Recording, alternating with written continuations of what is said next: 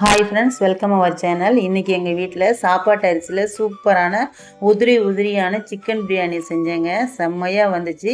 இது நீங்கள் பிகினர்ஸ் இதை ஃபாலோ பண்ணி நீங்கள் பிரியாணி பண்ணிங்கன்னா சூப்பராக வரும். இப்போ வாங்க வீடியோக்குள்ளே போகலாம்.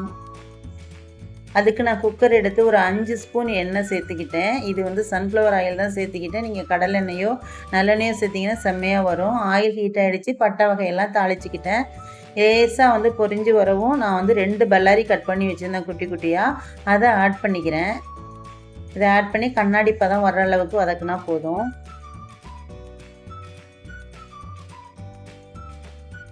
கண்ணாடி பதம் வந்துருச்சு. இப்போ தக்காளி இருக்குது பார்த்தீங்களா, தக்காளி 2 தக்காளி குட்டி குட்டியாக கட் பண்ணி எடுத்து வச்சுருக்கேன். அதையும் 2 பச்சை மிளகாயும் சேர்த்து ஆட் பண்ணிக்கிறேன்.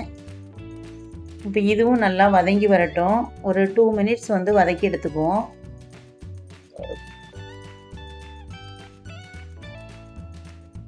இப்போ இஞ்சி பூண்டு பேஸ்ட் 2 ஸ்பூன் அளவுக்கு அரைச்சி எடுத்து வச்சுருக்கேன். அதையும் சேர்த்து ஆட் பண்ணிக்கிறேன். இது நல்லா கிளறி விட்டு பிரியாணி மசாலா நல்லா ஒரு 2 ஸ்பூன், 2லேருந்து ஒரு 2.5 ஸ்பூன் அளவுக்கு பெரிய ஸ்பூன் ஆட் பண்ணிக்கிட்டேன். இப்போ பேஸ்ட் மாதிரி ரெடி ஆகட்டும். அதுக்கு பிறகு சிக்கன் ஆட் பண்ணிக்கலாம். நல்லா ஒரு 2 மினிட்ஸ் கிளறி விட்டேன். நல்லா மசிஞ்சு வந்துருச்சு. இப்போ இந்த ஸ்டேஜில் கொஞ்சம் போல் நம்ம சால்ட்டு சேர்த்துக்கலாம். ஏன்னா சால்ட்டு போடும் பொழுது நல்லா மசிஞ்சு வரும். இப்போ பாருங்கள், நல்லா பொசுன்னு வந்துருக்குது, நல்லா பேஸ்ட் மாதிரி. இந்த ஸ்டேஜில் தயிர் இருக்குது பார்த்திங்கன்னா, புளிக்காத கெட்டி தயிர், அது ஒரு 3 ஸ்பூன் ஆட் பண்ணிக்கிட்டேன். எனக்கு புளிக்காத கெட்டி தயிர் போடும்போது நல்ல டேஸ்ட்டாக வரும். ரொம்ப புளிச்சதாக இருந்ததுன்னா டேஸ்ட்டு மாறி போயிடும். பிரியாணிக்கு இதுதான் செம்மையாக எடுத்து கொடுக்குங்க. நல்லா பேஸ்ட்டாக வரட்டும். இந்த பச்சை வாசனை போகட்டும். இது தயிரோட பச்சை வாசனை போன பிறகு நாம் சிக்கன் ஆட் பண்ணிக்கலாம். நல்லா பச்சை வாசனை போயிடுச்சு. நல்லா பாருங்கள் எப்படி மைய வந்திருக்கு பாருங்கள். இந்த ஸ்டேஜில் தாங்க சிக்கன் ஆட் பண்ணணும். நான் 1/2 கிலோ சிக்கன் பிராய்லர் சிக்கன் தான் கிடச்சிச்சு. எடுத்து க்ளீன் பண்ணி உப்பு மஞ்சள்லாம் போட்டு க்ளீன் பண்ணி எடுத்து வச்சுருக்கேன்.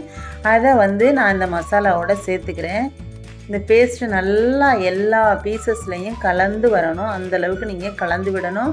2வது இஞ்சி பூண்டு பேஸ்ட்டு சேர்த்துட்டதுனால அடிப்பிடிக்க வாய்ப்பு இருக்குது. அது அடிப்பிடிக்காமலும் நீங்கள் கிளறி விட்டுக்கணும்.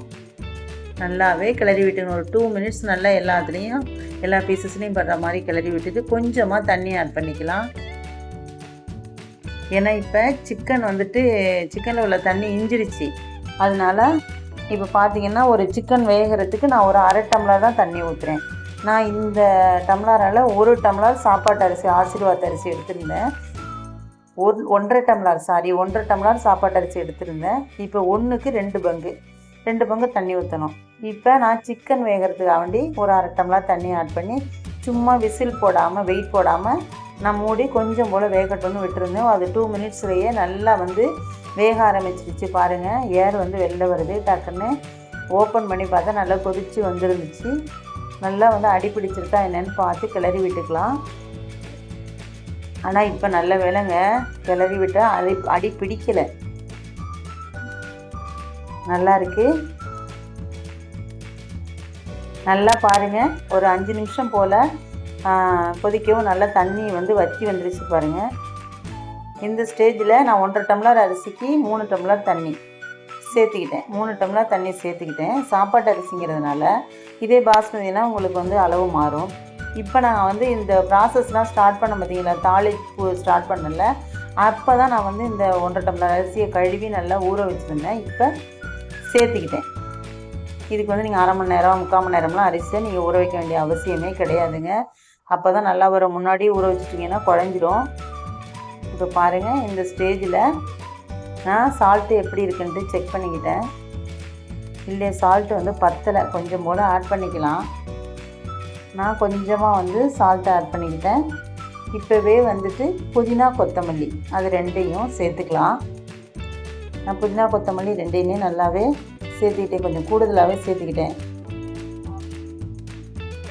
இப்போ என்ன பண்ணணும்னா நல்லா கிளறி விட்டு சால்ட்டு எப்படி இருக்குங்கிறத செக் பண்ணிவிட்டு கரெக்டாக இருக்குது உப்பு காரம் எல்லாமே கரெக்டாக இருக்குது அப்படின்னா இப்போ மூடி விசில வச்சிடலாம். மூடி போட்டு விசில் வச்சிடலாம். இது சாப்பாட்டு அரிசிங்கிறதுனால நான் எப்போவுமே நார்மலாக 4 விசில் விடுவேன். இப்போ வந்து சிக்கன் இருக்கிறதுனால 4 விசில் இருக்கட்டும்னு விட்டுட்டேன்.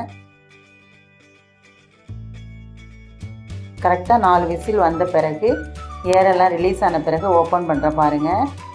இப்போ எப்படி இருக்குன்ட்டு பாருங்கள். பார்க்கவே எம்மியாக இல்லை, சாப்பாட்டு அரிசியில் உதிரி உதிரியாக இருக்குது.